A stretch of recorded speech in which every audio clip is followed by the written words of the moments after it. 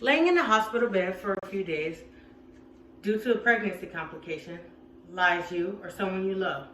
Swollen, unable to breathe properly. Connected to multiple tubes, monitors, and IV lines. Doctors come in and say the baby and the mother might not even make it due to an unfamiliar disease called Hellp syndrome. Well, this happened to Phyllis Fleming. That's me. September 1st, 1999, Marine Pattern, LCDR, MC, USN, wrote, preeclampsia occurs in 5 to 7% of pregnancies, and Hellp syndrome develops in 4 to 12% of those pregnancies. That's about 45,000 of us women in the U.S. alone. I stand before you today and hopes to enlighten each and every one of us about the engrossing disease called Hellp syndrome by first specifying what it is, then how it is diagnosed, and finally, the ways to manage it. To get a better understanding of Hellp, we must first identify what it is. By understanding the possible cause and symptoms, we can better comprehend Hellp. The cause still remains a mystery, but there is a strong correlation between the intolerance of fetal and placental protein hormones. This protein intolerance causes the mother to experience abdomen pain, shoulder pain, visual changes, unresolved headaches, unexplained bleeding and bruising, swelling, difficulty breathing, and high blood pressure. Symptoms typically occur after the 20th week of pregnancy, but can occur as late as 6 weeks after delivering. By now, the mother is diagnosed with preeclampsia. If preeclampsia evolves, then it creates a variant called Hellp syndrome.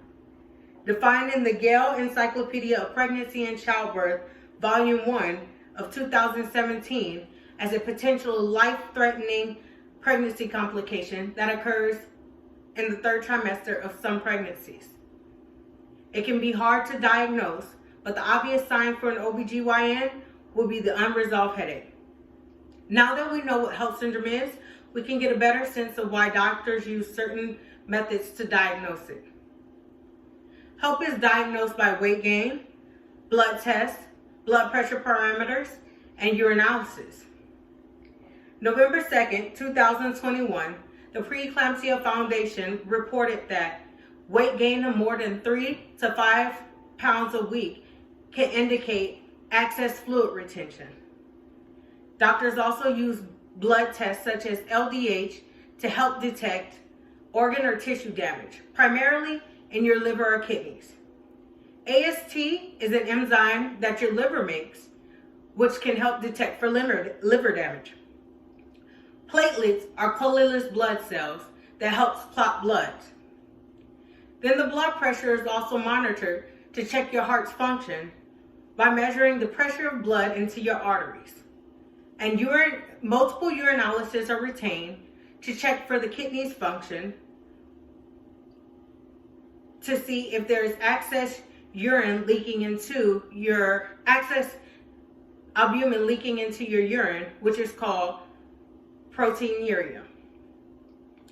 Now that we know the markers that doctors use for this believed immunological disorder, let's look at the ways to manage it since it is impossible to prevent. The Hellp syndrome management is accomplished by delivery, medication, strict bed rest, parameter monitoring, and diet change.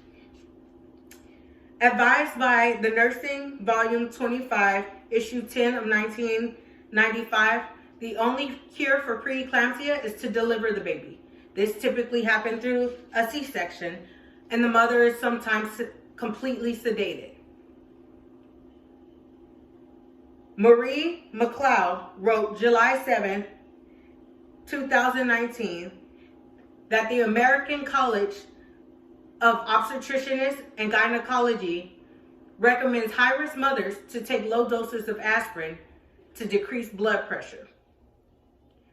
Other medications used are 2 shots of cortisone steroids for your blood pressure and for the baby's lungs. Magnesium sulfate is also given to prevent seizures. If you're experiencing kidney failure, then the doctor might order dialysis or blood transfusion. and oxygen is given for difficulty breathing and for the baby's lungs. The doctor might also order strict bed rest laying on your left side.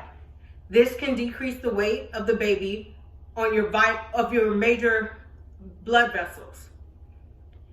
If symptoms are less severe, you can do this at home. But for more severe symptoms, or if there is a problem at home, the doctors will have you hospitalized. If hospitalized, you will also be placed on a continuous fetal monitor to monitor your baby. There will be a catheter or a urine beaker in place to measure your urine output. You will need to decrease your sodium intake, increase your water intake, and avoid all fatty foods. Even though there's deficient ways to prevent Hellp syndrome, at least we are fortunate enough to have these ways to manage it. I hope you did not just hear my speech, but you listen with your whole heart. Because by now, you will know what Hellp syndrome is, how it is diagnosed, and the ways to manage it. So next time you or someone you know is expecting, if you care, be sure to make them Hellp syndrome aware.